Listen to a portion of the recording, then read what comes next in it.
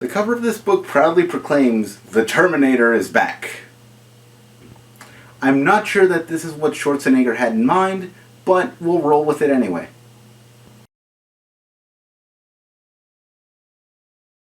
Hello, Internet!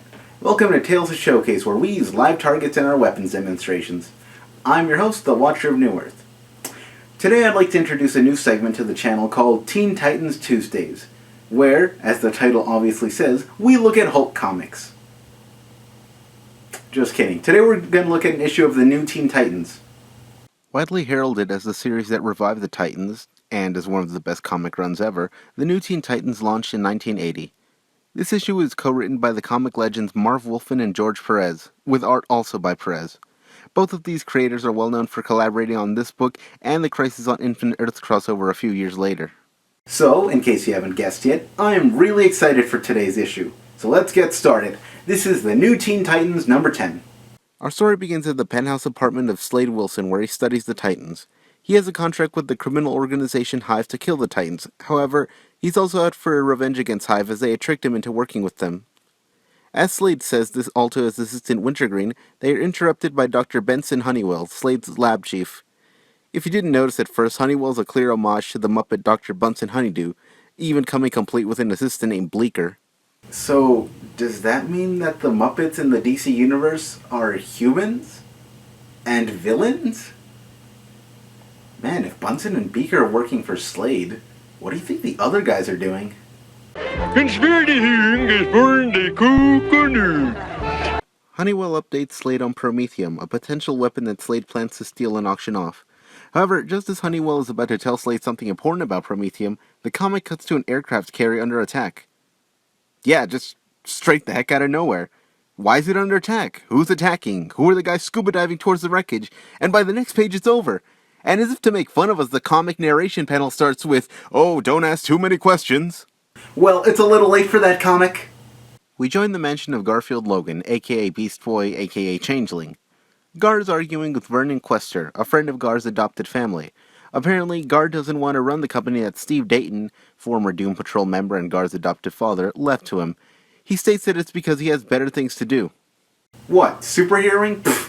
If Batman has taught us anything, it's that people can run big corporations and save other people at the same time. That or pawn off their responsibilities to someone else and still collect all the credit. Gar continues to complain until he reaches his room, wherein he finds Cyborg. Not in the mood to deal with him, Gar tells him to get lost and go get a tune-up or a lube job. Good night, everybody. The next few pages give some background on Changeling. They go over how he got his powers, his parents were scientists that happened to be very stupid, and about his days in the Doom Patrol. It also says how he was adopted by Steve Dayton and former Doom Patrol member Rita Farr, aka Elastigirl. It then details the sacrifice of the Doom Patrol and how Robot Man is attempting to look for Dayton after he went searching for the villain responsible for the Doom Patrol's death. Yeah, absolutely none of this is essential to the story. But unlike other unessential detours that we've taken in the past on this channel, I think this really helps build Gar's character. The new Teen Titans was known for constantly interweaving character moments in between all the action, and I personally believe it's one of the reasons it stuck around so long.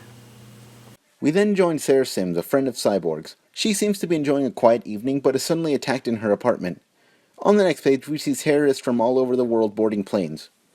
All these people, and more than 100 others like them, are winging their way secretly to America.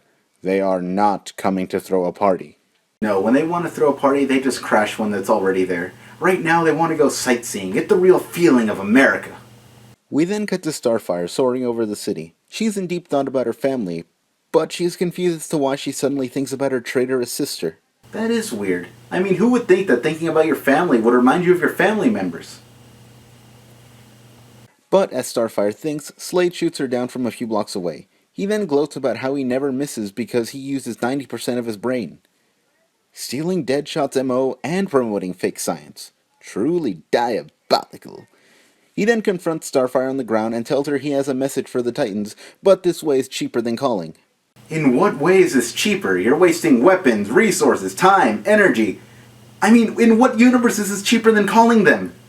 You know, for someone who claims to use 90% of their brain, you're not really smart, Slade. Not much else to say about the fight. It's awesome. Sure, some of the dialogue is corny, but Overall, the fight is insanely cool. And how does Slade get away? The only way you can stop a badass like Starfire, you drop a frickin' building on her. It's what I would do. Back at Titan's Tower, the whole team gathers for their meeting. Before they can get too far, however, they are interrupted by the sound of Slade's voice, which is coming from a communicator on Starfire. Wait, is that the thing that he shot at her before they started fighting? Then what was the point of fighting her? 90% of the human brain, everyone! Slade reveals that he stole plans for a Promethean bomb that the Titans were looking for. Apparently, the terrorists from earlier are all flying to the States because Slade plans to auction off the plans. However, he needs to demonstrate the bomb's power and wants to use the Titans as targets. Because I guess the bomb won't go off unless it has people to kill. Slade also mentions that he kidnapped Sarah Sims as an incentive for the Titans to volunteer. Cyborg doesn't take it well. In fact, he's so upset that the background explodes and the Titans are sent flying every which way. Seriously, I have no idea what's going on in this panel. They're able to calm Vic down, and 18 hours later they're on their way to Slade's meeting point. With Sarah back in safe hands, the Titans assume the position and Slade begins. And in a flash, there is a huge explosion and the desert is left in ruins. And somewhere in Gotham, a lonely man senses the loss of his trusty sidekick. And in that moment he knows it's time to go orphan shopping. With his demonstration over, Slade opens up the bidding. Hive puts in the first bid by killing all their competition, offering Slade all the other parties as gold. Slade, however, has other plans.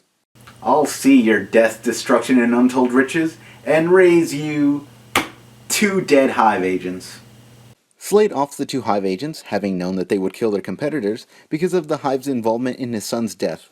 So, with all of his enemies gone, and a hefty retirement fund to boot, it seems like a happy ending for Slade. Oh wait, this is the Titans book, right? Totally forgot for a sec. Yeah, the Titans are alive. I know, you're shocked that they actually lived.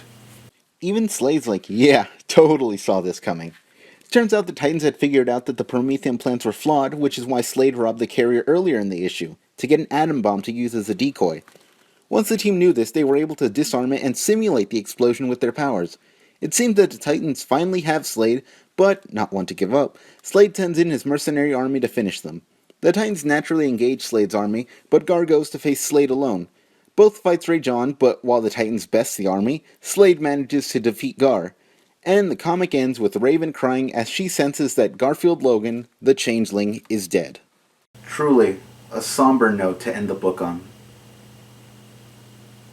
This, of course, is undermined a few issues later when he gets better.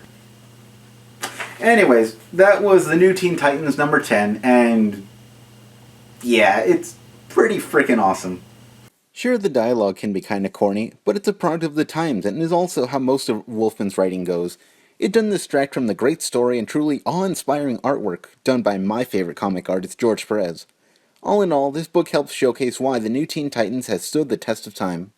I'd tell you to pick this issue up, but honestly, you'd be doing yourself a disservice if you only picked up the one.